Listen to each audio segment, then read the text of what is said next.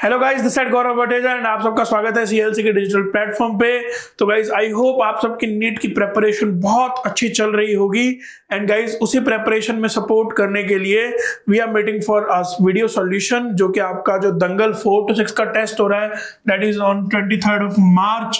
तो बहुत ही प्यारा, बहुत ही वेल बैलेंस्ड पेपर है and let's start with the proceeding of botany sections. तो गाइस पहला क्वेश्चन आपको बोला गया है find out the correctly match pair. आपको कुछ पेयर दिए गए, आपको इनमें से करेक्ट मैचिंग ढूंढनी है। Let's start here. बोल रहा है ट्रांसलेशन यूनिट यूटीआर होता है, तो जो अनट्रांसलेटेड रीजन हो गया वो ट्रांसलेशन यूनिट का तो क्या ही पार्ट है, तो ये करेक्ट नहीं, इनकरेक्ट है। स्प्लाइसिंग आरएनए वर्ड की डोमिनेंस को रिप्रेजेंट करता है, ये बिल्कुल करेक्ट है। आप सब जानते हैं स्प्लाइसिंग का मतलब क्या होता है, आपके एचएनआरएनए से एमआरएनए का बनने का प्रोसेस स्प्लाइसिंग है, जो कि आरएनए वर्ल्ड की डोमिनेंस को रिप्रेजेंट करने के साथ साथ किसको रिप्रेजेंट करता है, रेमिनिसेंट है एंटीक्विटी का। आर्किया बैक्टीरिया के बाद यूकैरियोट्स में देखने को मिलता है। मोनोसिस्टोनिक, तो सेकंड ऑप्शन करेक्ट है। फिर भी अपन देख रहे हैं मोनोसिस्टोनिक जीन बोल रहा है बैक्टीरिया मिलते हैं, गलत। बैक्टीरिया में पॉलीसिस्टोनिक जीन होता है और origin of replication several thousand times in bacterial DNA, ये भी कहीं ना कहीं इनकरेक्ट है। तो सेकंड वाला जो ऑप्शन है वो करेक्ट है, बाकी यहाँ पे इनकरेक्ट है। नेक्स्ट क्वेश्चन देख रहा हूँ, बहुत ही अच्छा क्वेश्चन है ये, this is really important, best questions में से एक है इस पूरे पेपर में। ये बोल रहा है किस टाइप के वायरस बनेंगे after the death of E coli. यही इस क्वेश्चन का सारा क्रक्स छुपा हुआ है। If a T2 phase having radioactive sulphur infects bacteria growing on a normal nutrient medium. अब उसने क्या बोला कि एक T2 फेज है, एक T2 बैक्टीरियो फेज है जिसके पास रेडियोएक्टिव सल्फर है। रेडियोएक्टिव सल्फर बोलने का मतलब यहाँ पर क्या है कि उसका जो प्रोटीन कोड है वो रेडियोएक्टिव है, राइट। उसने इन्फेक्ट करा किसको, ये जो T2 फेज है, इस T2 फेज ने इन्फेक्ट करा ई कोलाई को, राइट। अब ई कोलाई को इसने अफेक्ट करा तो पहली बात तो इसका सल्फर इसके अंदर जो डीएनए है उसमें तो है ही नहीं, तो डीएनए इसके अंदर नॉर्मल ही गया, तो ई कोलाई में नॉर्मल है। लेकिन इसने क्या बोला कि इसकी तो डेथ हो गई मेनली कल्चर में, कुछ जो नए ई कोलाई बनते रहेंगे वो नॉर्मल मीडियम पे ग्रो हो रहा है। आप देखो नॉर्मल न्यूट्रिएंट मीडियम पे ग्रो है, तो जो नए ई कोलाई बनेंगे वो नॉर्मल होंगे। नॉर्मल मतलब उसमें रेडियोएक्टिव ना तो कैप्सिड मतलब प्रोटीन कोट होगा, ना ही उसका जीनोम होगा, ना तो रेडियोएक्टिव फॉस्फोरस है, ना ही रेडियोएक्टिव सल्फर है। तो आंसर जाएगा यहाँ पे क्या, थर्ड। क्यों, फिर से सुन लो। T2 फेज ने इंपैक्ट किया ई कोलाई को, सही बात, पर ई कोलाई के साथ साथ में डेथ भी होती जा रही है, और साथ ही साथ T2 फेज से ई कोलाई के अंदर रेडियोएक्टिव डीएनए तो गया ही नहीं, क्योंकि रेडियोएक्टिव फास्फोरस तो है ही नहीं। और इस ई कोलाई की जब डेथ भी हो गई तो नॉर्मल वाला ई कोलाई ग्रो करता जाएगा, बाद में आप उसका टेस्ट किए जा रहे हो, राइट। तो इससे जो वायरस बनेंगे वो भी फ्यूचर में क्या रहेंगे, नॉर्मल ही होंगे। तो ये बहुत अच्छा क्वेश्चन है, बहुत ही प्यारा इसका आंसर बनता है आपके सामने। नेक्स्ट क्वेश्चन, ये भी बहुत अच्छा क्वेश्चन है। बोल रहा है how many type of RNA polymerase are required for transcription of different RNA in 80S ribosome. चलो ध्यान से देखते हैं। आप सब जानते हैं बेटा कि जो 80S राइबोसोम होता है उसकी 2 सब यूनिट होती है। कौन कौन सी, एक तो होती है 60S लार्जर सब यूनिट और 40S स्मॉलर सब यूनिट। अब इसके अंदर कौन कौन से RNA होते हैं आप सब जानते हैं। यहां पे आपको कौन कौन से RNA देखने को मिलते हैं, 28S RNA, 5.8S RNA और 5S RNA। और जो इसकी स्मॉलर सब यूनिट होती है उसमें आपको कौन सा RNA देखने को मिलता है, 18S RNA। तो जब आप बात करते हो RNA पॉलीमरेज फर्स्ट की, तो RNA पॉलीमरेज फर्स्ट बेटा किसको किसको किसके किसके लिए रिस्पॉन्सिबल होता है यूकैरियोट्स में, this is responsible for 5.8S, 28S and 18S। लेकिन एक आपका जो बच गया यहाँ पे 5S, वो कौन कोड किसके द्वारा मिलता है आपको, RNA पॉलीमरेज थर्ड। तो आपके पास इन तीनों के लिए तो RNA पॉलीमरेज फर्स्ट है, पर इसके लिए RNA पॉलीमरेज थर्ड है। तो कितने टाइप के RNA पॉलीमरेज आपके काम लग गए, 2 टाइप के, फर्स्ट भी और थर्ड भी। तो ये question is really very good and very important question. आप देखो यहाँ पे 2 टाइप के आरएनए पॉलीमरेज काम कर गए, ये इस क्वेश्चन की डिमांड थी, बहुत ही अच्छा क्वेश्चन है। नेक्स्ट क्वेश्चन देखते हैं, बहुत इजी क्वेश्चन है।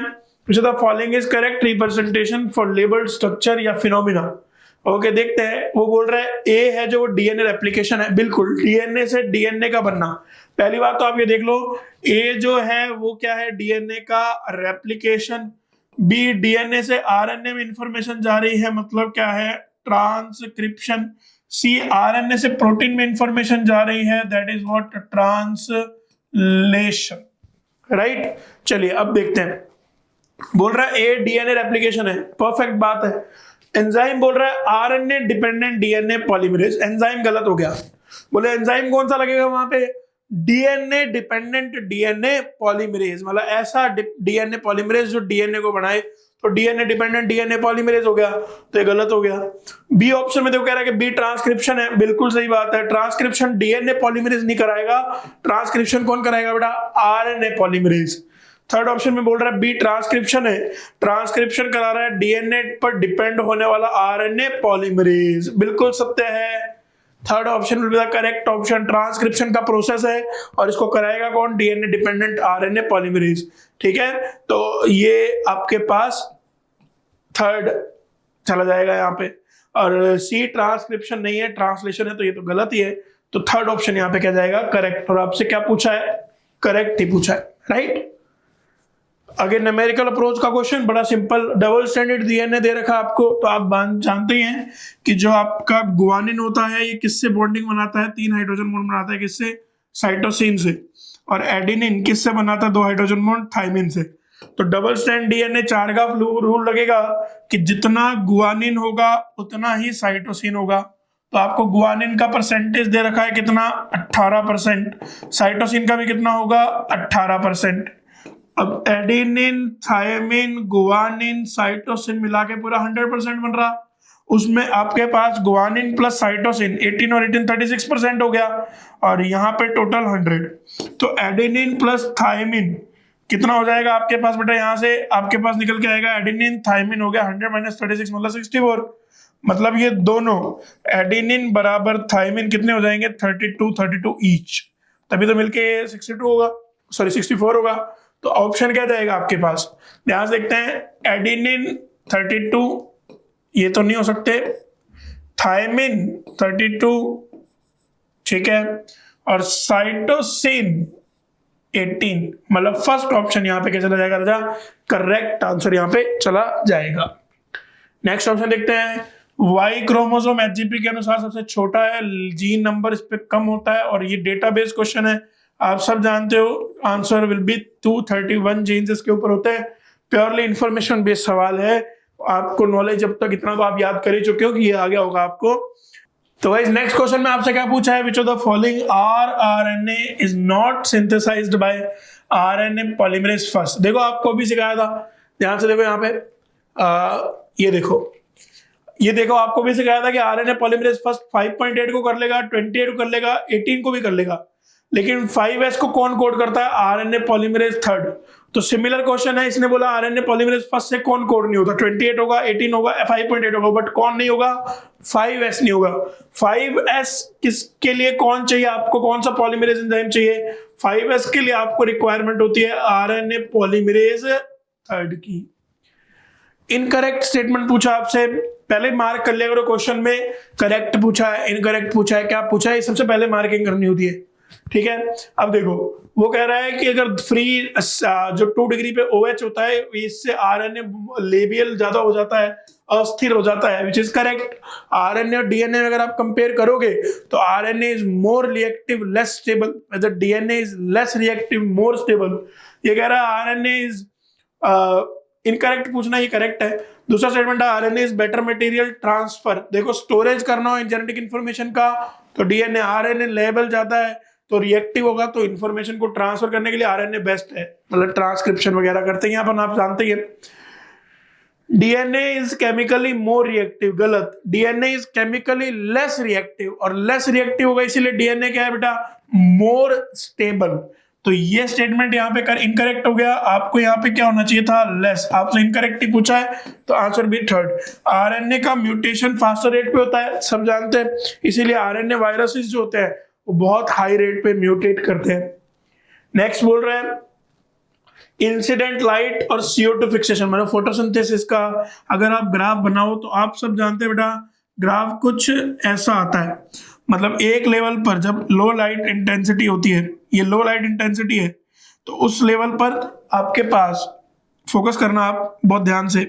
लो लाइट इंटेंसिटी पर क्या होता है, जब आप लाइट बढ़ाते हो तो रेट ऑफ फोटोसिंथेसिस आपको बढ़ती हुई मिल रही है, पर एक लेवल पर आकर रेट ऑफ फोटोसिंथेसिस में कोई फर्क नहीं आ रहा। और जिस पॉइंट पर रेट ऑफ फोटोसिंथेसिस में कोई फर्क नहीं आ रहा, इस पॉइंट को आप क्या बोलते हो, लाइट का क्या हो चुका है बेटा यहाँ पे, सैचुरेशन। इसको बोलते हैं लाइट का सैचुरेशन पॉइंट, राइट। और ये जो आपको यहाँ पर दिख रहा है, दिस इज व्हाट बेटा, दिस इज मैक्सिमम रेट है ये किसकी, ऑफ फोटोसिंथेसिस की। इससे ऊपर फोटोसिंथेसिस नहीं हो सकता, राइट। ये मैक्सिमम रेट है, इसके बाद लाइट लिमिटिंग फैक्टर नहीं है, कोई और लिमिटिंग फैक्टर होगा। और लाइट नहीं तो जनरली कौन होता है, CO2। चलिए खैर वो एक अलग बात है। यहाँ पे इसने पूछा है कि sigmoid at higher light intensity. Higher light intensity, ये लो लाइट इंटेंसिटी है और ये हाई लाइट इंटेंसिटी पे तो सिग्मॉइड छोड़ो कुछ भी नहीं बन रहा, कोई फर्क ही नहीं पड़ रहा। Linear at low light intensity, this is correct. अब देखो ये जो सिचुएशन है इसमें लो लाइट इंटेंसिटी है, तब देखो बढ़ाते बढ़ाते लीनियर कर्व आ रहा है, बढ़ रहा है आगे की तरफ, राइट। तो ये ग्राफ कैसा आएगा, लीनियर। नॉट अफेक्टेड, गलत। बिलो द सैचुरेशन पे अफेक्ट होता है, आप सब जानते ही हैं, अफेक्ट हो रहा है। हाईलाइट इंटेंसिटी पे लीनियर नहीं है, हाईलाइट इंटेंसिटी पे कांस्टेंट है। लीनियर किस पे आ रहा है, लो लाइट इंटेंसिटी पे। तो सेकंड ऑप्शन आपसे करेक्ट ही पूछा है रिलेशनशिप, तो second option will be the correct option in this question. A granular chloroplast, आप सब जानते हैं बेटा, एक ये बहुत ही प्यारा C4 का एक कॉन्सेप्ट है।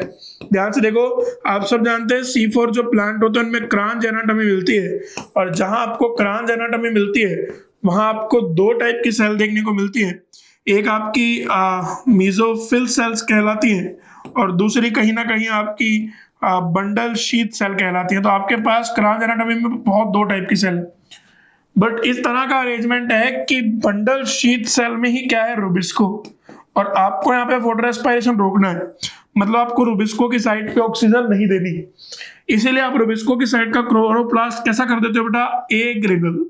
जब ये क्लोरोप्लास्ट ए ग्रेनुल होगा मतलब इसमें नॉन साइक्लिक पाथवे चलेगा ही नहीं, मतलब इसमें वाटर स्प्लिटिंग होगी ही नहीं, तो ऑक्सीजन यहाँ पे रिलीज नहीं होगी, ठीक है।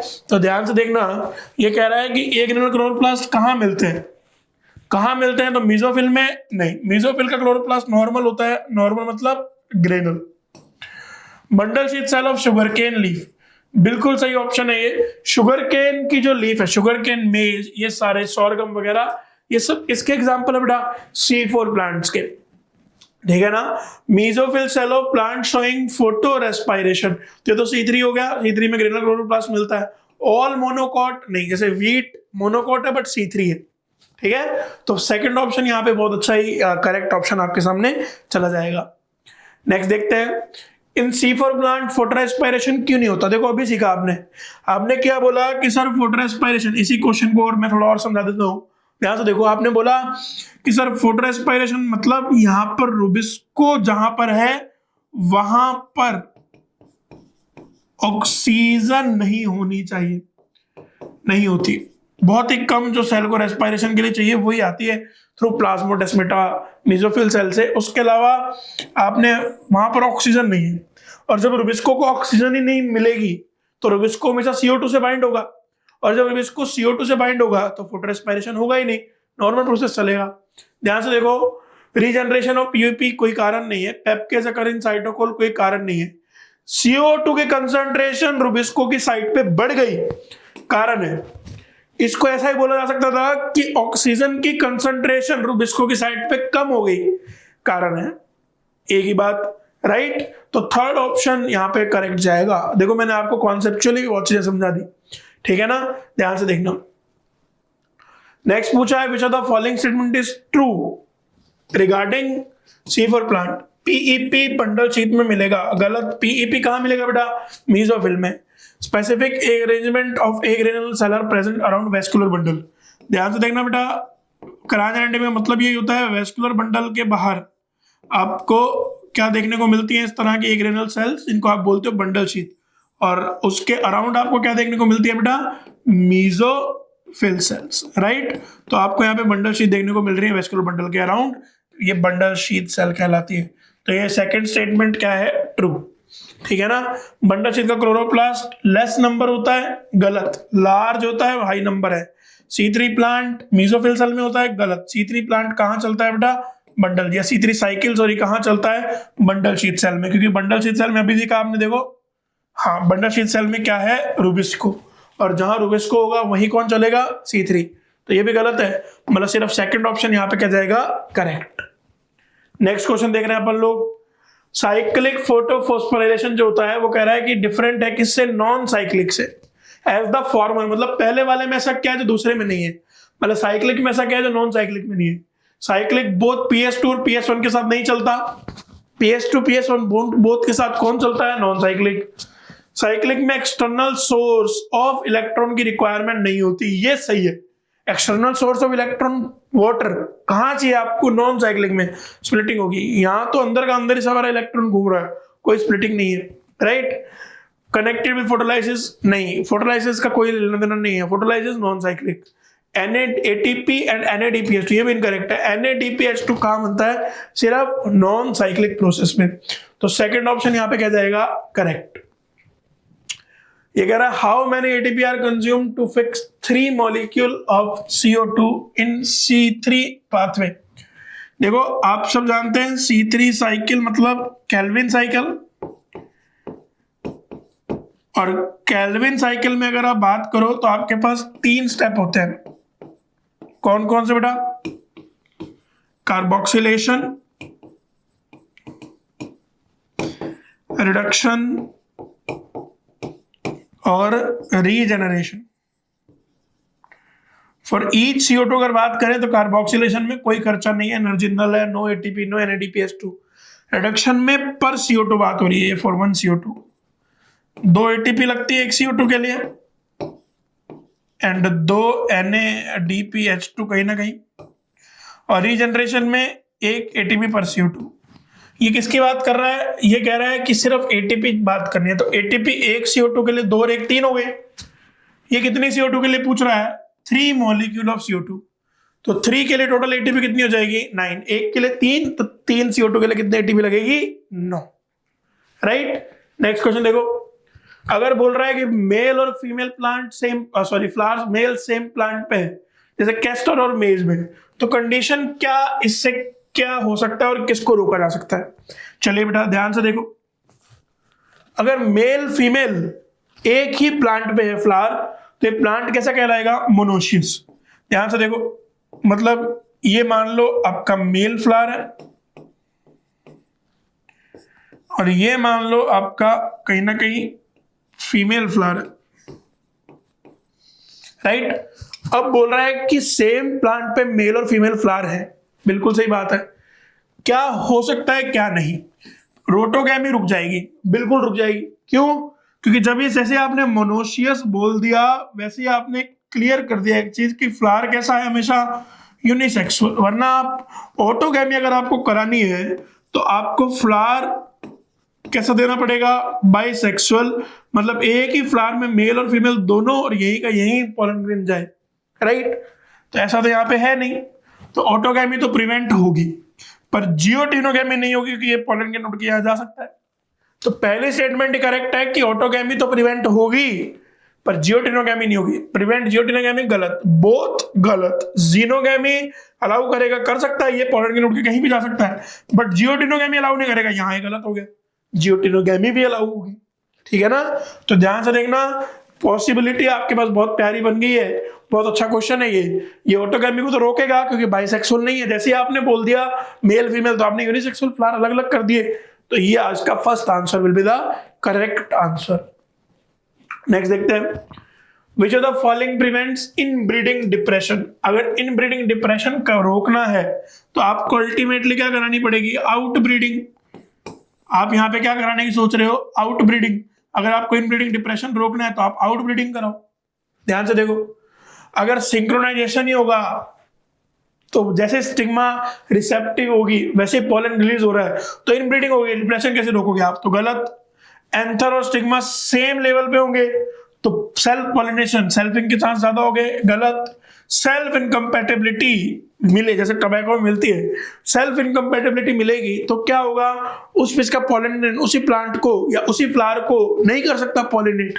सेल्फ इनकम्पैटिबिलिटी जेनेटिक मैकेनिज्म है रोकने के लिए, तो ये किसको बढ़ावा देगा? क्रॉस पॉलिनेशन को, आउट ब्रीडिंग को। तो presence of self incompatibility is a way कि आप क्या रोक सकते हो? Inbreeding depression. नेक्स्ट देखते हैं, all of the following are advantage of seed to angiosperm plant. Question पढ़ना बेटा, बहुत ही प्यारी लैंग्वेज में गलती कराने की कोशिश की है। वो कह रहा है कि आप सिर्फ वो एडवांटेज बताओ जो एंजियोस्पर्म प्लांट को है। जैसे आपने बोला providing a rich food source for other organism, तो अदर ऑर्गेनिज्म खा लेगा तो प्लांट का क्या फायदा है यहाँ पे? तो ये प्लांट के लिए कोई नहीं है, एक्सेप्ट पूछा है तो ये प्लांट के लिए इसका कोई रोल नहीं है। हाँ, न्यू हैबिटेट में सीड डिस्पर्सल नई स्ट्रेटजीज है, करेक्ट है। यंग एम्ब्रियो को प्रोटेक्शन मिल रहा है, यंग सीडलिंग को न्यूट्रिएंट्स मिल रहे हैं, करेक्ट है। बट इसका पहले ऑप्शन का एंजियोस्पर्म प्लांट से कोई रिश्ता नहीं है, राइट। तो गाइस इस पर्टिकुलर क्वेश्चन में आपसे क्या पूछा है? Which of the following statements are true about flowering plants के बारे में बोला है। कह रहा है एंडोथेसियम एपिडर्मिस के नीचे मिलती है, सत्य बात है। अरेंजमेंट क्या होता है? Epidermis, endothecium, middle layer, tapetum. तो एंडोथेसियम एपिडर्मिस के नीचे मिल रही है, करेक्ट बात। सिनर्जिड बोल रहा है टिप्लॉइड होती है, गलत। सिनर्जिड का नेचर क्या होगा? हैप्लॉइड होगा, एम्ब्रियो सेक का पार्ट है। एंटीपोडल बोल रहा है हैप्लॉइड होता है, करेक्ट है। एंटीपोडल तो हैप्लॉइड ही है, ये भी एम्ब्रियो सेक का पार्ट है। सिनगैमी इन्वॉल्व ट्रिपल फ्यूजन, ये स्टेटमेंट इनकरेक्ट है। क्यों बेटा? क्योंकि आप सब जानते हैं एंजियोस्पर्म में क्या मिलता है बेटा आपको? डबल फर्टिलाइजेशन, जिसमें दो प्रोसेस अलग अलग चलते हैं। कौन सा? सिनगैमी अलग होता है, ट्रिप जिससे जाइगोट बाद में एम्ब्रियो बनेगा, और ट्रिपल फ्यूजन जिससे प्राइमरी एंडोस्पर्म न्यूक्लियस बाद में क्या बने जाएगी? एंडोस्पर्म। तो सिनगैमी अलग चीज है, ट्रिपल फ्यूजन कहीं ना कहीं अलग बात, राइट। तो ये दोनों मिला के क्या है? Double fertilization. तो ये गलत हो गया, तो statement first and third only क्या जाएगा? करेक्ट। नेक्स्ट बोला है इनकरेक्ट स्टेटमेंट बताओ with respect to pollen grain. देखते हैं, इंटाइन पैक्टोसेलुलोज, बिल्कुल सही बात है। Exine sporopollenin, intine pectocellulose. Pollen grain generally spherical होते हैं, सही बात है। वेजिटेटिव सेल के पास अबंडेंट फूड रिजर्व बड़ी होती है, लेकिन स्मॉल शेप न्यूक्लियस, हाँ गलत। ये बड़ी सेल है, स्मॉल स्पिंडल शेप न्यूक्लियस किसका होता है? जनरेटिव सेल का। तो ये स्टेटमेंट क्या हो गया? इनकरेक्ट। जेनेटिव सेल साइटोप्लाज्म में फ्लोट करती है, वेजिटेटिव सेल का, करेक्ट है। नेक्स्ट बोला है select the correct statement related to angiospermic plant. बिल्कुल ढूंढते हैं। एम्ब्रियो सैक रिप्रेजेंट्स मेगा, पहले करेक्ट पूछा है, ओके पहले गोला मार लेते हैं, क्या पूछा है? करेक्ट या इनकरेक्ट? बोल रहा है एम्ब्रियो सैक रिप्रेजेंट मेगास्पोरेंजियम, गलत बेटा। एम्ब्रियो सैक रिप्रेजेंट करता है फीमेल गैमेटोफाइट को, मेगास्पोरेंजियम को कौन रिप्रेजेंट करता है? ओव्यूल। कह रहा है vegetative cell of pollen grain दो मेल गैमेट बनाती है, गलत। जनरेटिव सेल बनाती है दो मेल गैमेट। वेजिटेटिव सेल क्या बनाती है? Pollen tube. जीनोगैमी में आप जेनेटिकली डिफरेंट टाइप के पॉलन ग्रेन लेके आ सकते हो स्टिग्मा पे, ये कहीं ना कहीं करेक्ट है। जीनोगैमी आप पता है फंक्शनली जेनेटिकली दोनों तरह से, प्योरली क्या है? क्रॉस पॉलिनेशन है, क्योंकि जब आपने प्लांट ही चेंज कर दिया तो जेनेटिक्स तो चेंज होनी ही थी, ठीक है। तो ये कहीं ना कहीं आपकी करेक्ट स्टेटमेंट है, बाकी ये इनकरेक्ट है। क्लिस्टोगैमस में सीड नहीं बनती, ये भी इनकरेक्ट है। क्लिस्टोगैमस में पॉलिनेटर के बिना भी सीड बन जाते हैं, राइट। तो ये भी इनकरेक्ट है। तो आपसे करेक्ट पूछा है तो थर्ड स्टेटमेंट क्या जाएगा बेटा? करेक्ट। नेक्स्ट आपसे पूछा है which are the following statement regarding to related to anther walls are correct, और करेक्ट ऑप्शन ढूंढते हैं। चलो, बोल रहा है सेल ऑफ एंडोथीसियम जो लेयर होती है वो एफीमेरल होती है, गलत बेटा। मिडल लेयर और टेपिटम एफीमेरल होती है, मतलब शॉर्ट लिव्ड होती है, ठीक है ना। तो एंडोथीसियम एफीमेरल नहीं होती। टेपिटम इनरमोस्ट है जो सराउंड करेगी स्पोरोजेनस टिश्यू को, उसको नरिशमेंट देगी डेवलपिंग पॉलन को, ये करेक्ट है। तो आपके पास जो पहली वाली स्टेटमेंट है ये क्या है? इनकरेक्ट। तो only statement A is incorrect. Next बोल रहा है आपसे एंडोस्पर्म ऑफ एंजियोस्पर्म। तो आप सब जानते हो कि एंडोस्पर्म ऑफ एंजियोस्पर्म की जो प्लॉइडी होती है, एंडोस्पर्म की जो प्लॉइडी होती है एंजियोस्पर्म्स में, वो क्या होता है? 3M। और सिनर्जिड की जो प्रोबेबिलिटी होती है वो क्या होती है, n। तो आपको 3n की वैल्यू हो गई 36, तो n की वैल्यू तो अपने आप 12 निकल के आनी थी, बाबू क्वेश्चन में दे भी रखा बाबू उसने, तो कोई दिक्कत नहीं है। वो कह रहा है number of chromosome in male gamete, तो जो यहाँ पे राजा गैमीट होगा तो गैमीट की प्रोबेबिलिटी भी n होगा, तो यहाँ पे n की वैल्यू आपने पहले निकाल ली 12, 5 क्या चला जाएगा 12। नेक्स्ट क्वेश्चन देखते हैं, which of the following pairs are correctly match. कह रहा है एमेंसेलिज्म में एक पॉपुलेशन प्रमोट करती है दूसरी पॉपुलेशन की ग्रोथ को, ये गलत है। पॉपुलेशन दूसरी की ग्रोथ को रोकती है। एमेंसेलिज्म कैसी रिलेशनशिप होती है, -0, मतलब एक को कोई इंपैक्ट नहीं पड़ता और एक को नुकसान होता है, प्रमोट नहीं होता। प्रीडेशन में population inhibit whether other population remain unaffected, ये भी गलत। प्रीडेशन कैसे रिलेशनशिप है, प्लस-माइनस, एक को फायदा एक को नुकसान, अनअफेक्टेड कोई नहीं। म्यूचुअलिज्म जिसमें दोनों को फायदा होता है, interaction confers benefits to both plus and plus, तो बिल्कुल है। क्या पूछा आपसे, करेक्ट पूछा है, तो ओनली सी यहां पर क्या है करेक्ट, बाकी दोनों क्या है इनकरेक्ट। वर्लुस्ट-पॉल की इक्वेशन, वर्लुस्ट-पॉल लॉजिस्टिक ग्रोथ की, ये दोनों स्टेटमेंट, ये दोनों इक्वेशंस किसकी हैं, एक्सपोनेंशियल की, ठीक है। ये किसकी है, पॉपुलेशन ग्रोथ की। ये जो इक्वेशन है dn/dt r(k - n/k), k क्या है, कैरिंग कैपेसिटी। अगर कैरिंग कैपेसिटी है मतलब ये यहाँ पर क्या है, लॉजिस्टिक ग्रोथ है, तो फोर्थ आंसर यहाँ पे आपका करेक्ट चला जाएगा। कैमोफ्लेज, बचना, बचता कौन है, प्रे। कैमोफ्लेज में क्या होता है, जो प्रे होता है वो जहां पर है वैसा सा दिखने लग जाता है, वो एकदम अपने एनवायरनमेंट की, अपने हैबिटाट के कॉपी कर लेता है और हैबिटाट के अंदर ही घुल मिल जाता है ताकि उससे प्रीडेटर पहचान ना पाए। तो predators are never cryptically coloured for easy capturing of their prey, बिल्कुल गलत है ये स्टेटमेंट, ये कैमोफ्लेज की स्टेटमेंट नहीं है। कैमोफ्लेज में होता क्या है, प्रे स्पीसीज क्रिप्टिकली कलर्ड होती है जिससे ये प्रेडेटर से डिटेक्ट होने से बच जाए, तो सेकंड स्टेटमेंट यहाँ पे करेक्ट जाएगा।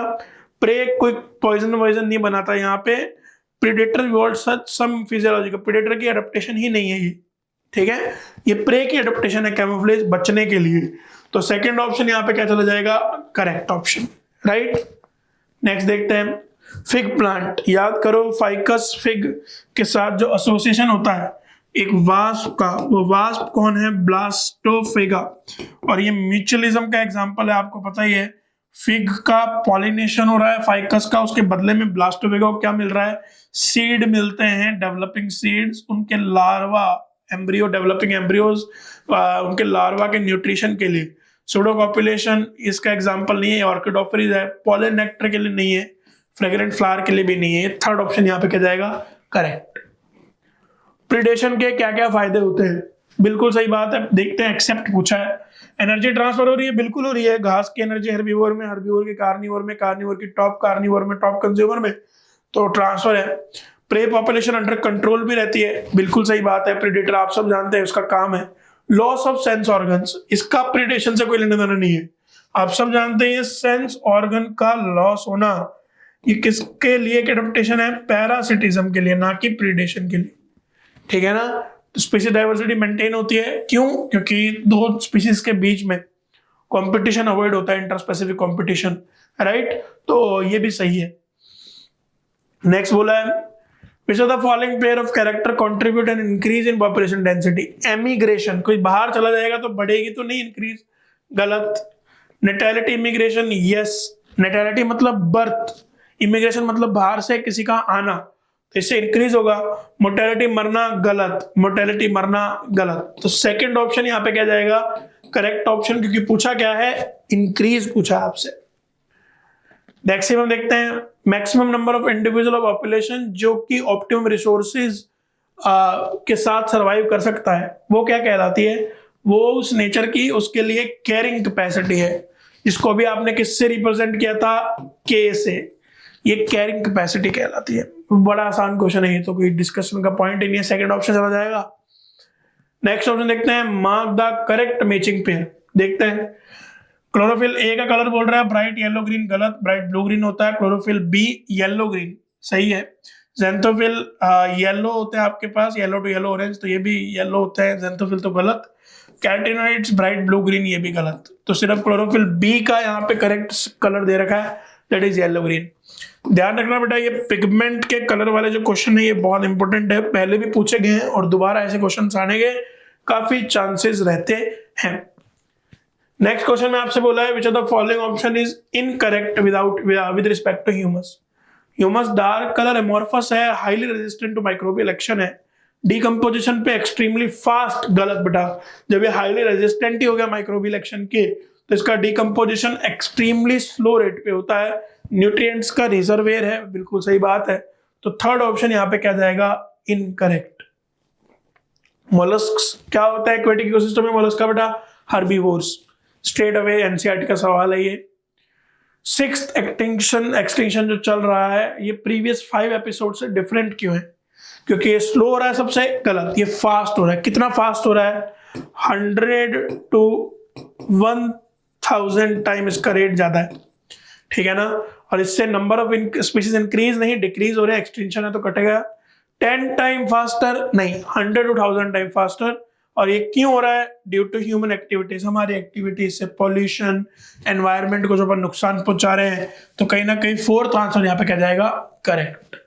एविल क्वाड्रेट, बायोडाइवर्सिटी के लॉस के 4 सबसे एविल रीजन, उनमें कौन कौन है ये बेटा ध्यान रखना। नीट में रेगुलरली बारंबार हर साल इस कैटेगरी से, मतलब बायोडाइवर्सिटी के लॉस के रीजन से हर साल 2 साल में क्वेश्चन रिपीट होता ही है, और सिमिलर टाइप का क्वेश्चन आता है, कोई टफ क्वेश्चन नहीं है एनसीईआरटी बेस्ड। कोई एक्सटेंशन है इनसिटू कंजर्वेशन, तो कंजर्वेशन का तरीका है, लॉस की बात हो रही है। कोई एक्सटेंशन है, ओवर एक्सप्लॉयटेशन है, एलियन स्पीशीज इन्वेजन भी है, ठीक है ना। आप सब जानते हैं ये सारे कहीं ना कहीं तरीके हैं। और चौथा क्वाड्रेट का क्या होता है, हैबिटेट लॉस एंड फ्रेगमेंटेशन। तो फर्स्ट, थर्ड एंड फोर्थ चला जाएगा यहाँ पे, सेकंड नहीं है। नाइल पर्च कहां छोड़ी गई थी बेटा, लेक विक्टोरिया। पहले में जाएगा कसाई रिवर नहीं, लेक विक्टोरिया। और ये कहां की लेक है, ईस्ट अफ्रीका की, अमेरिकन नहीं अफ्रीकन लेक है, जिसने किसको उड़ा दिया, 200 स्पीशीज को गायब कर दिया, किसकी, सिचलिड की। सेकंड ऑप्शन क्या जाएगा, करेक्ट। वैल्यू ऑफ जेड कितनी होती है, अगेन इंफॉर्मेशनल क्वेश्चन है। जेड की वैल्यू, रिग्रेशन कोफिशिएंट की वैल्यू 0.1 से 0.2 के आसपास होती है किसी भी, रिगार्डलेस किसी भी टैक्सोनॉमिक ग्रुप के लिए नॉर्मली। तो आंसर चला जाएगा फोर्थ। पोल से इक्वेटर पर आना है, ध्यान से देखो, ये क्या है साहब, इक्वेटर, ये क्या है, पोल्स। तो पोल से इक्वेटर पे आएंगे तो डाइवर्सिटी जो होगी वो क्या होगा, बढ़ती जाएगी। पोल से इक्वेटर पर आएंगे तो बायोलॉजिकल डाइवर्सिटी इंक्रीज होगी, डाइवर्सिटी बढ़ेगी जब आप इक्वेटर के पास हो, डाइवर्सिटी ज्यादा है, पोल्स के पास डाइवर्सिटी कम होती है। बायो प्रोस्पेक्टिंग क्या होती है, आपको एक्सप्लोर करना है इकोनॉमिक इंपोर्टेंस के प्रोडक्ट्स के लिए, आप जेनेटिक मॉलिक्यूलर लेवल पे जो एक्सप्लोरेशन करते हो, that is known as bioprospecting. Strict fuel policy नहीं, international initiative to reduce greenhouse gases नहीं, development of hydro productive soma colony variety नहीं, exploring species level diversity for product of economic importance, species molecular genetic every level पे bioprospecting कहलाता है। तो fourth option यहाँ पे क्या चला जाएगा, करेक्ट। स्टीलर्स सी काउ और पैसेंजर पिजन क्यों गायब हुए, ड्यू टू एनसीईआरटी की लाइन है, ड्यू टू ओवर एक्सप्लॉयटेशन। ये चारों एविल क्वाड्रेट के रीजन है, बट ये दोनों पर्टिकुलर स्पीशीज क्यों गायब हुई, due to over exploitation. Earth summit कब हुआ था, याद करो बेटा, ये बस क्योटो और ये मॉन्ट्रियल प्रोटोकॉल, ये तो एनवायरमेंटल इश्यूज, अब दिक्कत ही नहीं आती बच्चों को, इसमें कंफ्यूज होते हैं जोहानिसबर्ग और रियो डी जेनेरियो में। तो ध्यान रखना, जोहानिसबर्ग में क्या हुआ था, वर्ल्ड समिट। अर्थ समिट कहां हुआ था, रियो डी जेनेरियो में इन 1992। तो ये सेकंड ऑप्शन यहाँ पे करेक्ट जाएगा। कौन बोल रहा है इन दोनों ऑर्गेनिजम्स में से कौन दो प्रोड्यूसर है, प्लांट्स भी प्रोड्यूसर है, फाइटोप्लैंक्टन भी प्रोड्यूसर है। आंसर जाएगा फर्स्ट, कंज्यूमर नहीं, जू प्लैंक्टन कंज्यूमर है, क्लोरोफिल तो पिगमेंट है। तो ये तीनों ही क्या हो जाएंगे, गलत। फर्स्ट ऑप्शन करेक्ट हो जाएगा। ये एनसीईआरटी का पिरामिड है, किसका, बायोमास ऑफ लेक या वाटर बॉडी के हिसाब से बना रखा है। तो ध्यान रखना, पहले ऑप्शन में देखो आपको क्या बोला, नंबर, गलत। तीसरे ऑप्शन में आपको बोला देखो नंबर, गलत। चौथा क्वेश्चन आपका बोल रहा है एनर्जी, गलत। स्मॉल स्टैंडिंग क्रॉप मतलब कहीं ना कहीं बायोमास और फाइटोप्लैंक्टन का सपोर्ट कर रहा है लार्ज स्टैंडिंग क्रॉप या बायोमास किसका, जूप्लैंक्टन का। तो ये सही बात है, बाकी नंबर एनर्जी वाला है तो ये बात ही नहीं है, एज इट इज एनसीईआरटी का ये आपके पास पिरामिड है। नेक्स्ट क्वेश्चन, बैम्बू प्लांट अगर एक ट्रॉपिकल फॉरेस्ट में हो, प्लांट है तो किस ट्रॉपिक लेवल पे आएगा, प्रोड्यूसर पे T1, राइट, प्रोड्यूसर आएगा T1 पे। प्राइमरी कंज्यूमर या हर्बीवोर किस पे आता है, T2 पे। Primary carnivore T3, top carnivore T4, अगर 4 ही लेवल पे चेन है, राइट। हाईएस्ट प्रोडक्टिविटी किसकी होती है, सरल सवाल है, बहुत ज्यादा ही सिंपल सवाल है। Tropical rain forest highest productivity, example Amazon tropical rain forest है हाईएस्ट प्रोडक्टिविटी वाले। क्या बोला है, which of the following are structural features of ecosystem. देखो प्रोडक्टिविटी डिकम्पोजिशन दोनों ही स्ट्रक्चरल नहीं, कैसे हैं, functional. Energy flow, nutrient recycling, functional. Productivity, energy flow, functional. Species diversity या स्पीशीज कॉम्पोजिशन और स्ट्रेटिफिकेशन मतलब लेयरिंग, ये दोनों के दोनों कैसे रीजन है बेटा, स्ट्रक्चरल रीजंस है या स्ट्रक्चरल फीचर्स हैं अल्टीमेटली, राइट। तो पेपर कहीं ना कहीं जब फ्लो के साथ चला तो बहुत सिंपल पेपर है, आपने बहुत अच्छा होप सो स्कोर किया होगा। If any of your query are left behind, just let us know in the comments. And this is it for today, bye bye, take care.